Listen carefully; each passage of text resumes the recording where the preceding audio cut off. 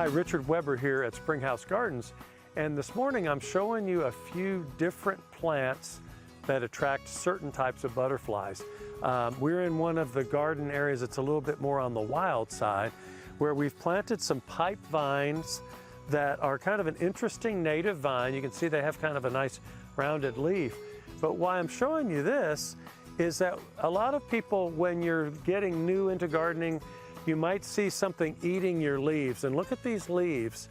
It's like, uh-oh, I've got something eating these. But when you're doing native plant gardening and you're trying to garden for pollinators and wildlife, this is a good thing. So as soon as I heard that we had some damage on our pipe vine, had to come over here and look for the critter that was causing it. And you look, and these are actually pipe vine swallowtail caterpillars. So this is a real exciting thing when you're a gardener and you've planted a pipe vine, because you're waiting for a pipe vine swallowtail butterfly to find out that you've got a pipe vine. They come and they lay a big mass of eggs. So this is one of my favorite books at this time of the year. This is called The Life Cycles of Butterflies. And these are from some Kentucky authors that have put together this book of some of our best native butterflies.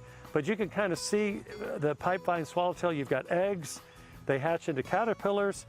The young caterpillars look like this, and now we're getting into this intermediate stage when you've got a young one and then a somewhat older one.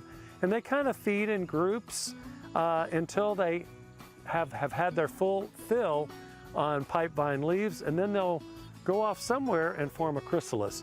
So I was here about 3 or 4 days ago and there were about 5 or 6 really large pipevine swallowtail caterpillars. I was hoping we'd be able to show those to you, but right now they've gone off. They've probably entered their chrysalis stage, and it might be another 2 weeks before those hatch and become a butterfly.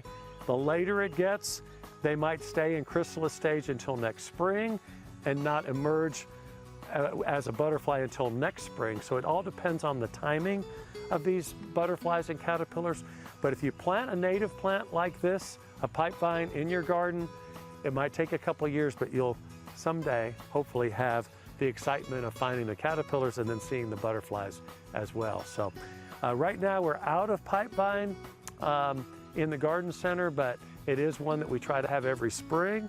And if you have an area that you'd like to plant one, it's great to have an arbor or an arch.